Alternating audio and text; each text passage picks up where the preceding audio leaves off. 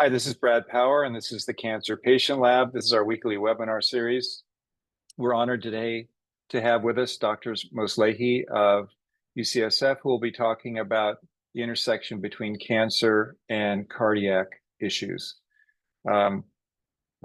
Just a few housekeeping things before we get started. This is for medical information only. It is not medical advice. We like to arm our patients with information they can take to their medical team. Second, everything here will be made public. And so if you're concerned about your image or your name or anything being made public, then you can turn off your camera, change your name, and don't say anything. And then finally, we are a patient-led nonprofit organization, so we welcome donations, which you can do through our website where we have a donate button. With that, I'll turn it over to Dr. Moslehi. Hi, everybody. It's great to be here. Let me just try to, so sharing is not turned on if you want to let me share. Sorry. I think I should there be you able go. to do it now. And I'm going to go on like kind of the full screen. Can you see the full screen, or should I swap the displays, or does it look funny? That's a slide view or something, not full screen. Okay, so let me try to fix that actually. Or you know what I'm going to do? I'm just going to go off. I'm going to go do this here. Stop share for a minute.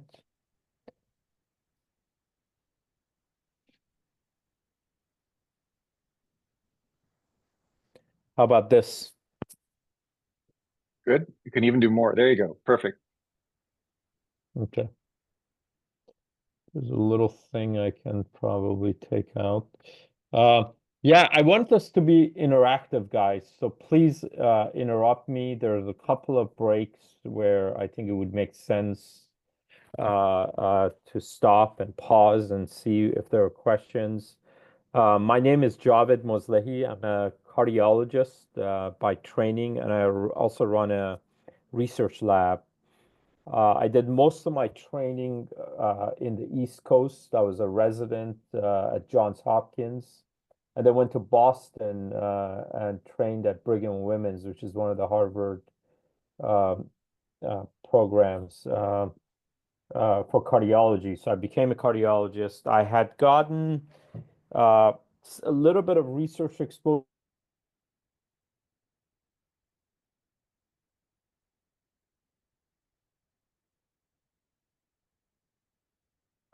I just lost him. Can you hear him? No. Same for me. Hope he's gone. You're muted. I think you have to kind of put in the time to be good at. And can you hear me? Well, Yeah. He's Yeah. back. Yes. Now you went out for a bit.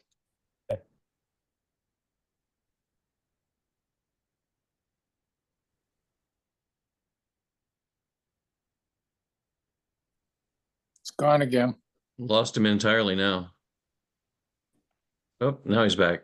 I'm back. Sorry. If this happens again, let me know. I may switch places. I'm at my work, but for some reason it occasionally stops. How is this now? Can you see this still? Yes. Yes. Okay.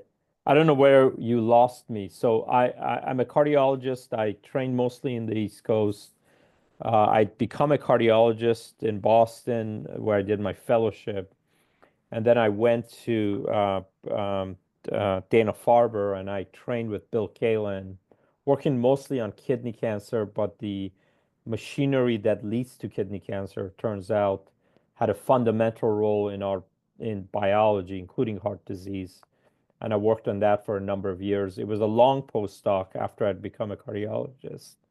And so somebody gave me the idea of having a clinic at Dana-Farber, seeing cancer patients. And I thought it would be a side job where I would just show up and maybe 2 patients show up. Because I had been always told that if you got cancer, you're probably going to die from the cancer. And certainly you don't have to worry about heart disease. But that turned out to be the opposite. This is now 15 more than 15 years ago, actually. And so what was amazing to me was the number of therapies that were coming in place for cancer, many of which sort of help patients. People actually either got cured of their cancer or lived with their cancer being on therapies. And for that reason alone, the fact that people were living longer, heart disease became more prominent. And so this was an important, like, eye-opening experience for me. The other interesting thing was the number of therapies that were coming in the space for various cancers, which had definitely an impact, but which can have direct cardiovascular effects. And as we get into this intersection of between cardiac disease and cancer expands beyond that, as what our group and others have defined. I went from Brigham to Vanderbilt, where I started my own lab and started a program in cardio-oncology. Things actually went quite well in terms of both our research program, and I'll show you some of the stuff that we did, but also this area was really exploding. And so I got a call from my current boss, Jeff Olgan, to try to set up this program in cardio-oncology here in the West Coast. And so I moved for the first time in my life to the West Coast. And I think the day I got in, I've been here a number of times for meetings, but I feel really at home. So it's been 2.5 years, 3 years that I've been in San Francisco. First time living in the West Coast. But I am just so happy that I'm here. So I'm hoping to sort of explain to you what our program is. Now, we have grown quite a bit. This is the group that works with me. It includes both the clinical faculty that I've recruited. So there are 5 cardiologists that see patients with cardio-oncology and this immunology tidbit, which I'll explain momentarily, issue. And so this whole practice, this whole section, most of the focus is on cancer patients, 90% or so. In fact, as I'm sitting here, I got a text from Hope Ryugo, who runs a breast cancer program, about a patient. And so it's been really nice to see the program expand.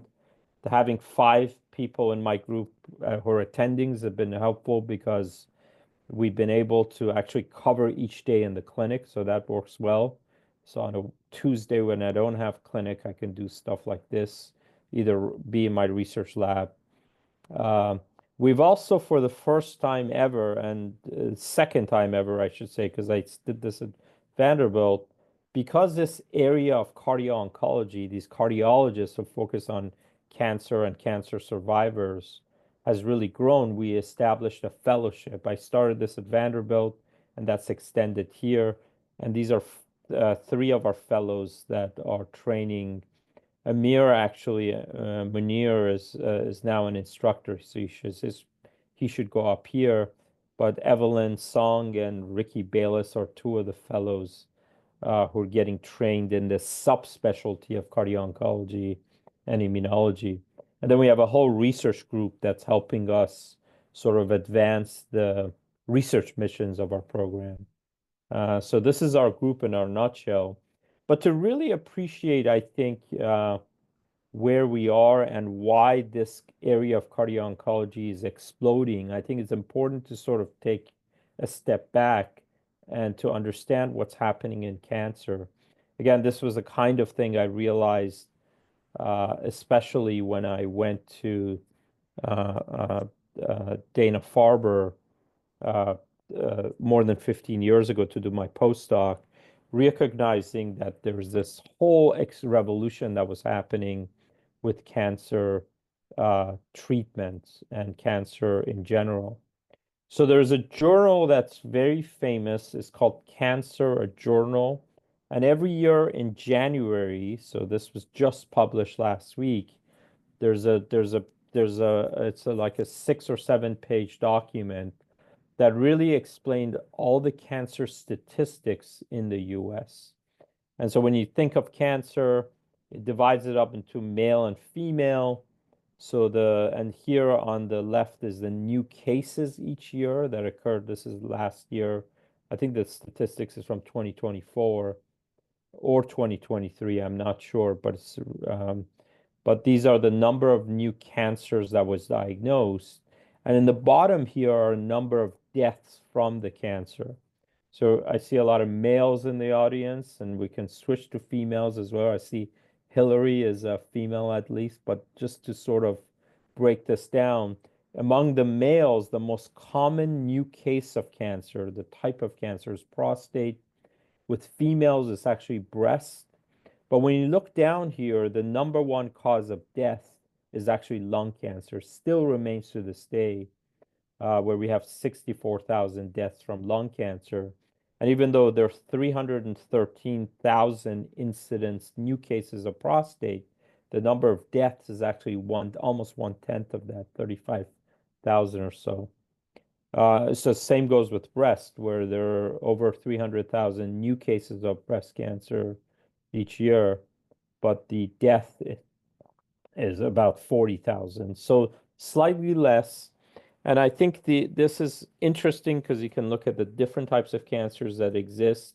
You can get an idea of the incidence of new cases, which cancer tissue it affects.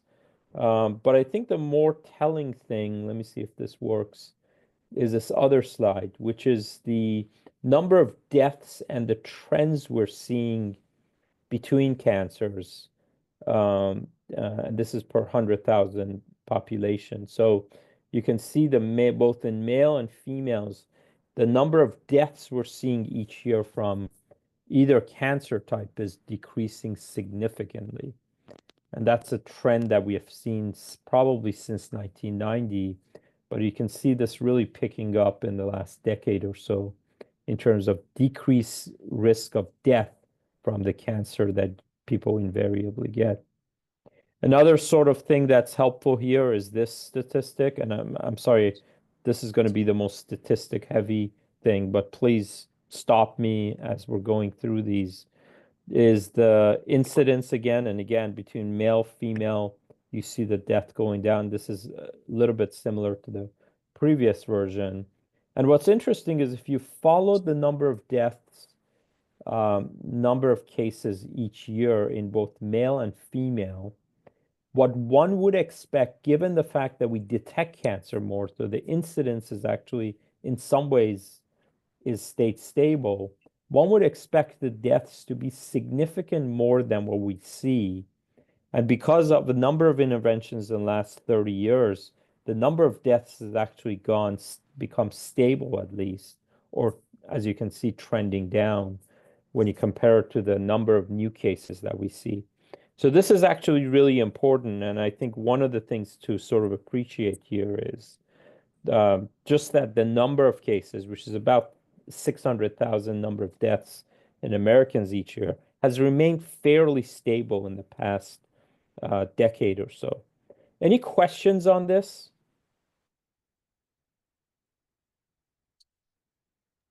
Yeah, I have a question. This is Rick Davis.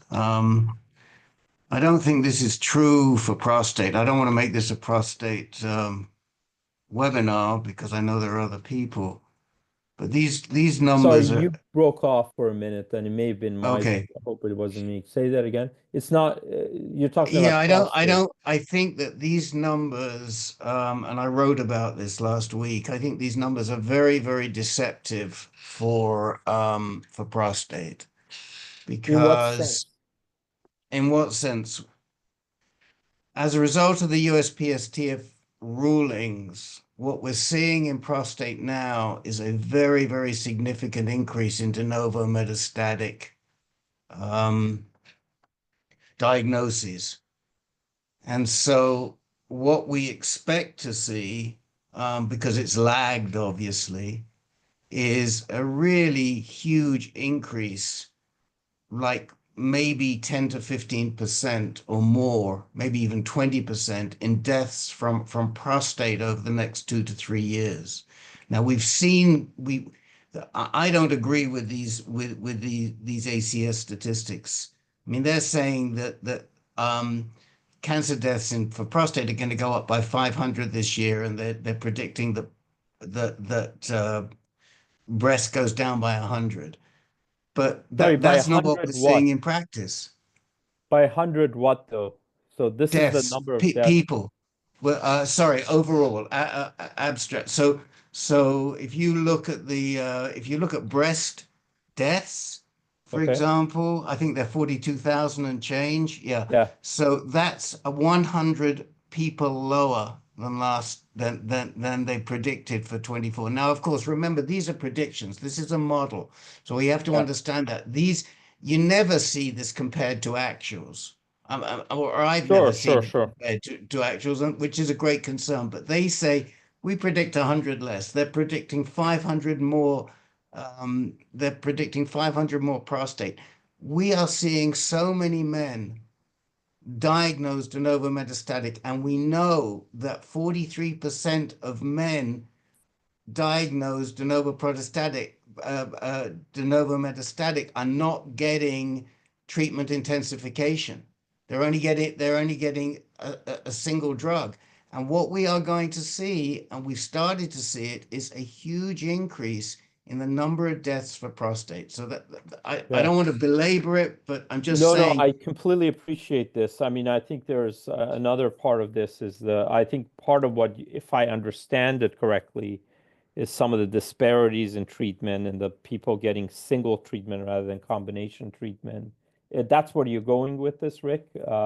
Just want to appreciate and understand your comments. What I'm going more is that there's no accounting for de novo metastatic. There's no accounting for the huge increase in de novo metastatic that we've seen over the last 10 years as a result of the USPSTF, or actually it's 12 years at this point. What's happened is men did not get tested. They didn't get diagnosed. When they did get diagnosed, they were already metastatic, and their life expectancy is a lot shorter than what we're used to in these statistics. And the statistics have not been adjusted to reflect the huge increase in de novo metastasis. So I want to understand, because and I'm sorry, I don't want to belabor it either, but what you're saying is, and I appreciate half of my friends are urologists, it turns out, from my Hopkins years, but what you're referring to is the U.S. Preventive Task Force's lack of recommendation for lack of testing Correct. for prostate. Okay, so I Correct. just hope you recognize that's a very controversial thing, and I think there are obviously people on both sides of it. Obviously, there were data that kind of amplified, and there are many things with U.S. Preventive Task Force that I don't agree with. But I think what Rick is referring to is whether we should do testing for prostate cancer, either with digital rectal exam or PSA testing. And in general, the U.S. Preventive Task Force has not supported this fully. Correct. But I don't want to go down that rabbit hole. Yeah, I don't want to go there Dr. either, because what I want to say is we now see 1 in 5 men. Chuck Ryan will this is Chuck's statistic, not mine. Chuck's statistic a couple of years ago is 1 in 5 men is diagnosed metastatic. If that is the case, it's somewhere between 1 in 5, 1 in 7. But if that is the case, we are going to see a huge number of increase in deaths. So I'm just saying these numbers are not reliable as far as we see. And talk to Rahul, talk to Matt. They're going to tell you. No, I'm fully in sync with the prostate group, and I appreciate it. I guess I was gonna make this a prostate specific thing, but we'll take that in mind. I do think, though, because of the need to screen, which we didn't do, frankly, 50 years ago, that we did hit a good number of people who would get diagnosed early. And so I think that's where I think what you're saying, Rick, where that's now potentially fallen off a little bit based on the U.S. Preventive Task Force.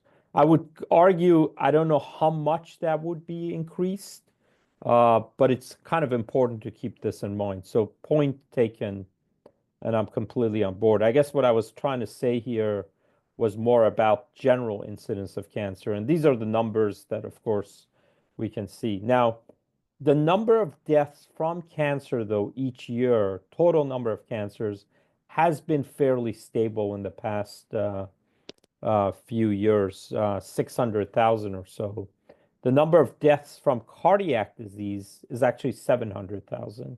And again, just switching gears a little bit, appreciating that there is better treatment of all cancers. I don't think there's any, you can get into the minutia with prostate or not and other things. But in general, the mortality from all cancers between male and female has gone down. Just to sort of, and there, we again, specific cancers may be different, but this is kind of what we have right now. So the question then comes, why is it such great? Part of it is just introduction of new treatments. I'm the first to admit that hasn't necessarily translated to prostate cancer for reasons we'll talk about. But we're actually fairly good with kids, at least, diagnosing and treating cancer going back 50 years ago. That's in part because a lot of our pediatric oncology colleagues really got into the research and started doing trials on children using old drugs. And so for that reason, we have better treatment for different types of cancers in kids. And this is where a lot of the data about this intersection of cardiac disease and cancer comes from. So we knew for many pediatric cancers, if you give anthracyclines, an old drug, which was a drug that was taken out of the red soil in Italy, a company there made it. It becomes red when you give it. And it's the backbone of many different cancers, not prostate, of course, but certainly pediatric cancers, people do quite well. And it's a backbone of treatment, I would still say, for sarcoma in adult population, lymphoma, Hodgkin's lymphoma, and at least a subset of breast cancers. We also know radiation could be an effective treatment for, again, a subset of cancers. And this, I would argue, pertains to some extent to prostate cancer. These are old drugs. We still don't understand how they exactly work at a molecular basis, but they're kind of poisonous drugs. These are old drugs you would throw patients, and people did well with their cancer. But what was interesting with at least the anthracyclines, which is still a backbone of including some of the adult cancers still, was that and the observation was made in kids, these kids get these old anthracyclines. This observation started back in the 1970s. They would do well. They grow up to be 20, 25, and again get heart disease. And this was very unusual because with anthracyclines, for example, you expect some toxicities early on. So you lose your hair, you get nauseous, you lose your red blood cells. Myelosuppression is the term, and that's partly why we typically associate cancers and cancer treatment with people losing their hair, being nauseous. It's because of these older drugs, including anthracyclines, and that was expected. What was unexpected is years later, people will have heart problems, including heart failure. This is the drug itself. It's called doxorubicin. This is because a French company also made it. The rubicin obviously refers to the red color, and people would come in with heart failure. And at least from where I sit, this was an old observation that was made with these older drugs that were non-specific, where you have cardiac effects that occur sometime later. That's interesting, but as I just told you, we have a revolution in treatment for many cancer types, and that's not because of these old drugs, but that is due to these very specific treatments that exist for different cancer types. And I'm the first to admit that hasn't necessarily translated as much to prostate cancer. So let's take a step back. So for example, a company called Genentech is right south of where I live. My clinic and my lab is at Mission Bay. It makes a drug called Herceptin, which is an antibody that targets 20 to 30% of breast cancers where HER2, this ligand, is overexpressed. And this drug, Herceptin or trastuzumab, has revolutionized treatment for this subset of breast cancer patients.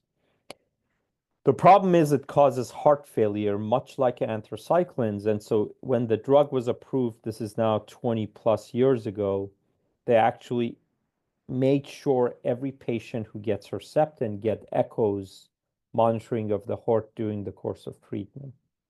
This was frankly unexpected because you would expect these poisons to cause heart problems, but these more specific treatments, specifically this HER2 targeted therapy and trastuzumab, we were not expecting to see heart failure.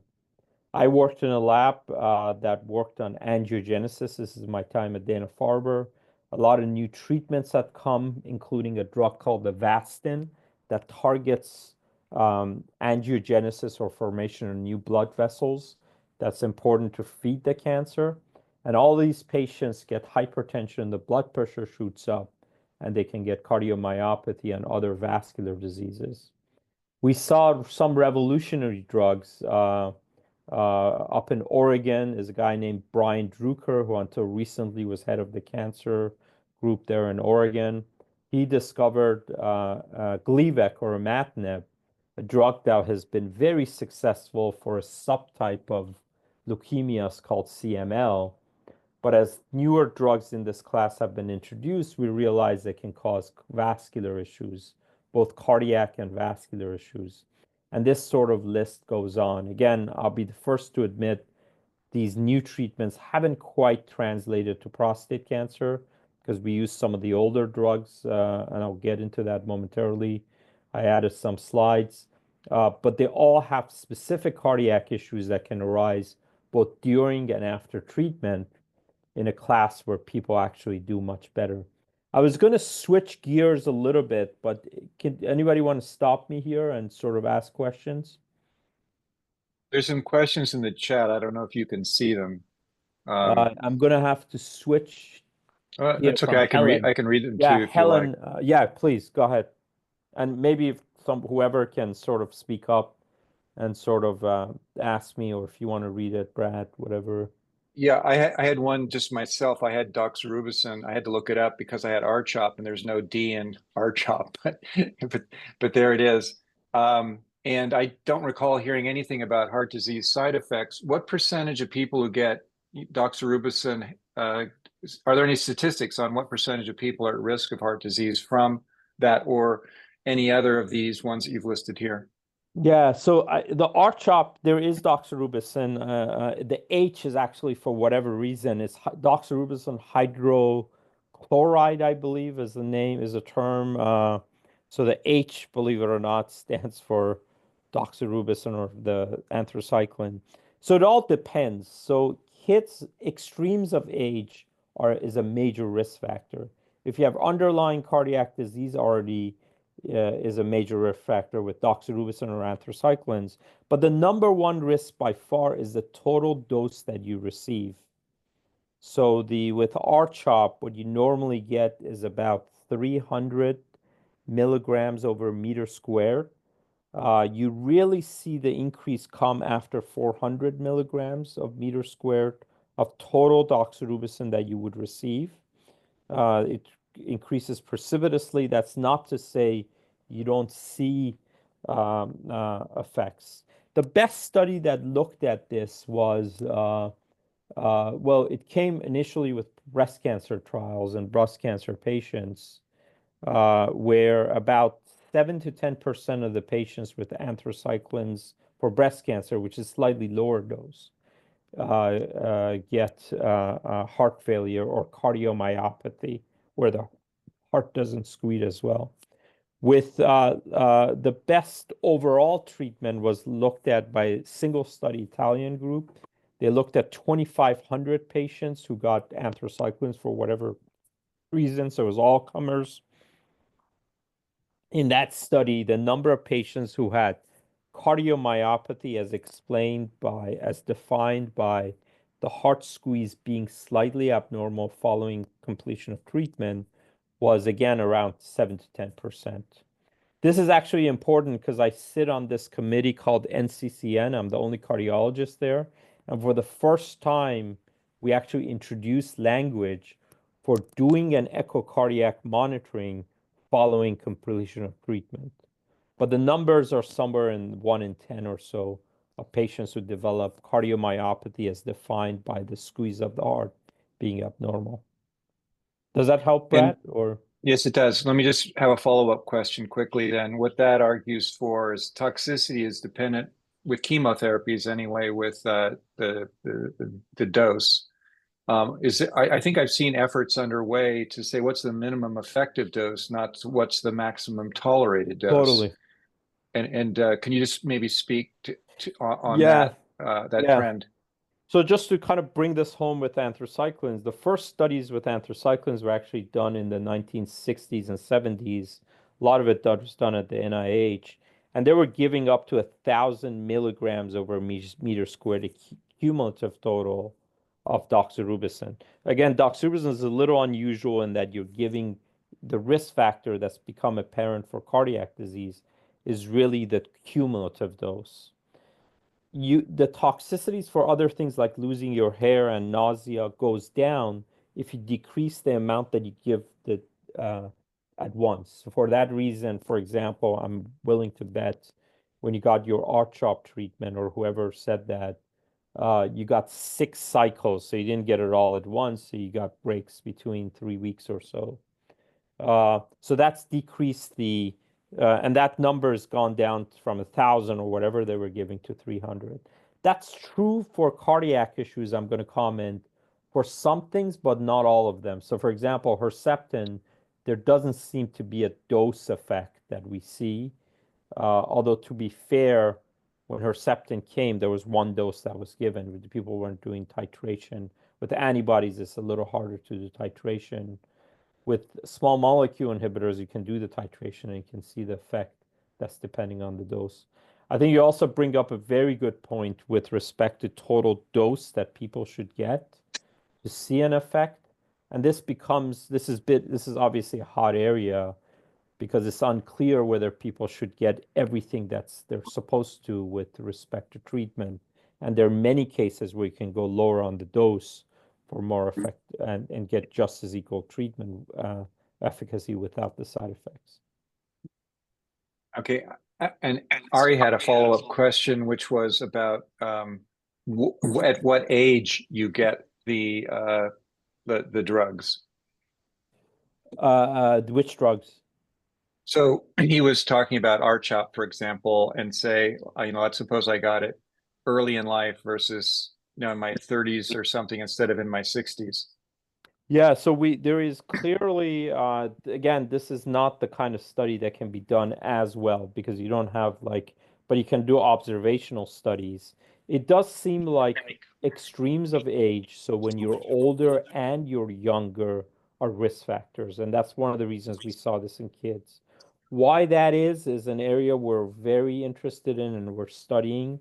It seems like when the younger hearts are more susceptible to death than older hearts. When your heart cells sort of mature, if you will, you don't get as much susceptibility to death that you see the heart cells that you see in younger, at least in preclinical models. So the extremes of age with doxorubicin specifically is a risk factor. As you get older, it's clearly a risk factor because your heart is not as good at 65 as it is at 20, mostly because accumulation of other risk factors that come on over time, high blood pressure, cholesterol, so on and so forth. Does that help, Ari? I hope I answered. Roger Royce has Thank a you. question. Roger Yes, Royce has a Roger. question, a comment, which is my calcium score went up a lot while I was on chemo. Was that from the chemo or just coincidence? Yeah, that's a really good question that comes up, and we just had a think tank with the NIH and NCI on this issue. There is this topic that we and others have been interested in, and it's not so much about calcium, because calcium, as you know, goes up with age, right? There's this concept of accelerated aging in our cancer patients and cancer survivors. And this is a hot topic with calcium because we check that now. It can actually be helpful in terms of deciding which patients goes on which treatment. But that's an area we are studying in the lab, and clearly the NCI was very interested about sort of accelerated aging. And just to kind of bring this home for this think tank we just had, I was the only cardiologist, but they had other experts. For example, there are a number of our colleagues who are HIV experts, and it sounds like with HIV, they're seeing the same trend with accelerated aging, part of which is this calcium score. Again, the calcium score goes up, is normal, 0 in a 20-year-old, but it goes up as you get older. And so we're seeing more of this, and whether that's an effect of the treatment of the cancer itself, and I'll get to this topic momentarily at the end of my talk. I hope there's time. It's really kind of tells us an expansion of this field. So Roger, if you could stay tuned, hopefully I'll get to that slide because I think it's an eye-opening thing for me about the field. Helen has a question about being on Avastin. She's got ovarian cancer. I'm not Yeah. seeing what the question is, but can you maybe speak to side effects of chemo and Avastin?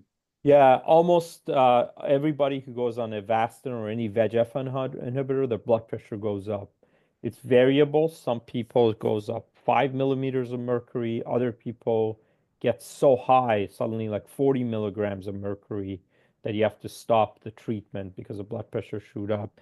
And we've seen a number of patients have like bad things happen, like stroke and so forth, on VEGF. So everybody's blood pressure goes up. It's just variable how much it goes up. Partly depends on what other treatments they may get. But that was one of the areas that we have a major NIH grant to study. Just to kind of, again, sort of what we're finding is it seems like they also lose protein in their urine, so they get proteinuria. So one of the things we've instituted clinically is actually measuring the protein in the urine. We don't know whether that's an effect on the kidney, which has an important role in regulating the blood pressure. And so we're doing a lot of studies on that. So almost everybody on Avastin or other similar drugs, Avastin is a biologic you get. The other drugs like sunitinib, sorafenib, there are like 12 drugs in that class, all increase the blood pressure. And so one of the things we've instituted is being proactive and helping the blood pressure come down as quickly as they get on this study. And in some patients, we preemptively start them on treatment for blood pressure.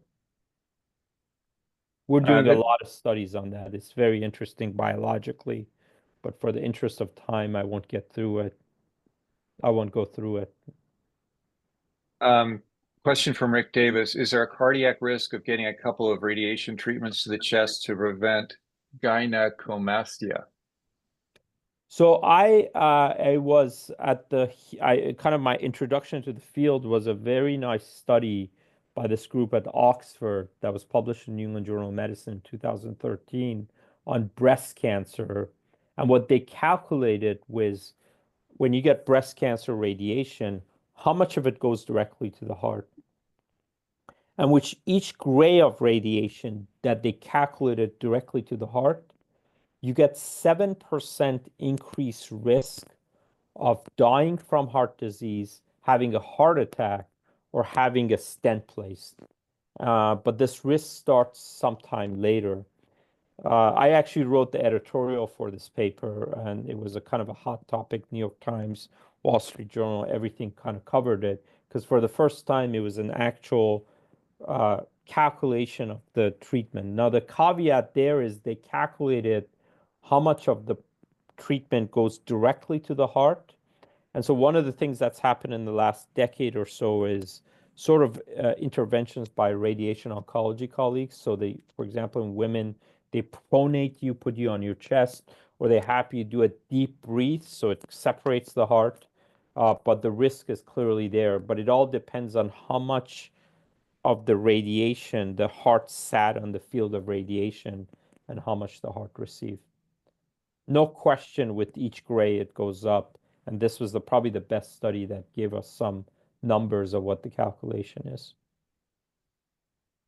That's all the questions in the chat, so you can return to Okay. your regularly scheduled All right. discussion. Just a couple of things on prostate cancer. And I'm the first to admit some of these newer treatments we'll still have to see whether they kind of make it to, and certainly I'll talk about immunotherapy next, hasn't really panned out for reasons we won't get into. But one issue that has been a mainstay of treatment for prostate cancer is androgen deprivation therapy. And we used to give one drug and one drug only for, I won't get into the biology, it works in the brain, Lupron, which is what some of the people with prostate cancer may have received. But the study that was really interesting, this is back in, I can't see below, I think it was 2006. Nancy Keating, who was one of my colleagues in Boston, epidemiologist, looked at patients who get either orchiectomy, which is the old treatment we used to do for getting rid of our hormones, and then this GnRH agonist, which is Lupron, and calculate the risk of developing either diabetes or heart disease. And with GnRH agonists, specifically Lupron, in this large Medicare observational data, there was a significant increased risk of both diabetes, which again would be expected. I won't get into the biology, but also heart attack. This is a heart attack or coronary heart disease, having a heart attack, and sudden cardiac death, which is really interesting. And this is, for the most part, panned out with a certain caveat. When you look, and this work was really nicely done by two of my old colleagues at the Dana-Farber, Phil Kantoff, who went to New York and is now back in Boston. So Phil did a nice study. So what's interesting is if you look at the clinical trial population with newest androgen deprivation therapy, the effect is not as large, but there's a reason for that. But when you look at observational data, the effects on heart disease and sudden death and heart attacks is significantly higher. And I think the reason is the following. With many cancer clinical trials, when a company decides to test a drug, they take the healthiest cancer patient they can find and put them on the trial, right? And that sounds like an oxymoron, but you take somebody who doesn't have bad heart, you take somebody who doesn't have risk factors, but when the drug is actually approved, everybody gets it. And that includes a lot of patients who have existing heart disease or heart risk factors. And that's part of the reason why we see this discrepancy between observational data and clinical trials where the effect is less. It's still there, but it's something to kind of keep in mind, especially as new treatments are coming that are so-called affect the hormones. So for example, now you can get both Lupron and other drugs, abiraterone that works with the adrenals, or enzalutamide that affects on the receptor, and the effects are still there.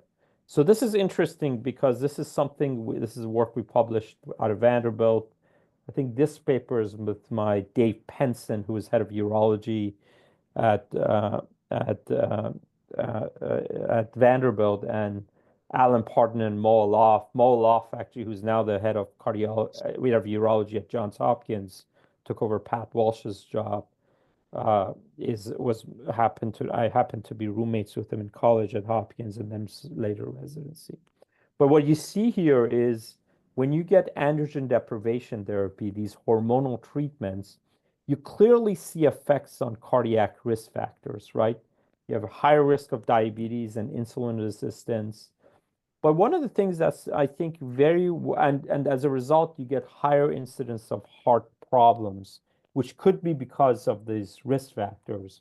But one of the risk factors that people don't appreciate as much is when you get on androgen deprivation therapy, hormonal treatments for prostate cancer, your total weight may stay the same, but what's in the weight dramatically changes. You actually lose muscle mass and you gain fat. So you may get a net slight increase in weight, but their composition is very different. And this is an area that we are really interested in and studying in the lab, because I think it's been woefully understudied in terms of risk factor profiles that could occur in patients getting androgen deprivation therapy. Any questions there? Because I'll sort of push this along, if you will. There are a number of questions that have come up. I think I see 5 in the chat. Do you agree with prophylactic use of metformin, statins, beta blockers while remaining on androgen deprivation therapy? Yes, but I'll answer that in a minute. I'm going to actually skip around a little bit, but I'll answer that in a minute. You'll see in the next spot of why. Okay, a prostate cancer man asked me about changing his losartan for telmisartan cell culture work. Any comments? No, because I think it's cell culture work. I think we need to sort of, but I will get at this issue of cardiac prevention in a moment. So bear with me for a minute. Some of this stuff, especially with prostate, becomes more clear in 1 minute, because I'm going to tell you a whole dimension, other side of this field that's sort of exploding. Actually, for the sake of time, I realize it's kind of late in the hour too. I want to sort of, I don't have a hard stop at 10, but I will have to stop around 10:15 or so. Now, what I didn't talk about in the top of the slides are immunotherapies. Again, I'm the first to admit the immunotherapies haven't quite translated to prostate cancer, but it is very true for other cancers. In fact, one class of immunotherapies, the immune checkpoint inhibitors, we give to a number of patients. These drugs work, the specific class of immune-based therapies take out the brakes from the immune system, and they've been revolutionary for some cancers, unfortunately not prostate cancer. So one example is melanoma, where if you got metastatic melanoma, you were told to go home and die. There was no treatment for you.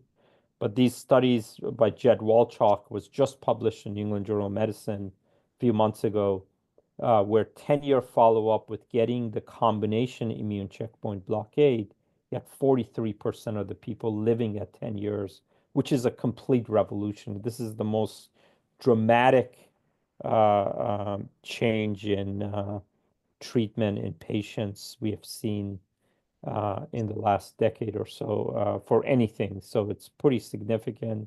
And you have examples. This is Jimmy Carter, who died a few months ago or so, but he had metastatic melanoma that went to his brain at the age of 90, 10 years ago. And after getting one of these drugs, a single agent PD-1 inhibitor, sort of was completely cured of his cancer. He had other chronic health issues, but cancer wasn't one of them. And just to tell you the magnitude of how much these drugs are sort of expanding, this is the number 1 through number 10 revenue generating drug in the US. These data are from 2023. And you can see Merck with Keytruda, which is their PD-1 inhibitor, is number 1 by far, $25 billion. The numbers just came out for 2024. This number is either between 27 to $28 billion of revenue for Merck. Number 10 on this list, which is now number 8, is nivolumab or Opdivo, which is Bristol Myers' PD-1 inhibitor. Again, this agent. And what's not captured here is numbers 11 through 20, where a lot of the drugs are immune-based therapies. So every drug, every company is in on this. Not in on this, but it is dramatic. About 50% of patients with cancer are now eligible for treatment with checkpoint inhibitors on top of their existing therapy. But as we and others found, you can have effects on the heart that can be deadly. And this is a discovery we made when I was at Vanderbilt. This is actually the New York Times article. And your last name? P as in Paul. Say that again, please. It was, I muted him, not a problem. Okay. Yeah, so this is the subset of patients who can get myocarditis, so inflammation of the heart resulting from this. Dr. Moslehi, Mhm. some people are going to have to quit at the hour. I would like, Yeah. if you could just get any key major closing messages or key Yeah, points let's do this. So let me in the get last to few this. minutes. Absolutely. I'm going to do it right now. So I talked a lot about treatment effects on the heart, but the thing we're recognizing now is this growing appreciation that there are common risk factors that predispose to both cancer and heart disease. So for example, everybody knows if you smoke, you have a high risk of having lung cancer and other cancers and high risk of having heart disease.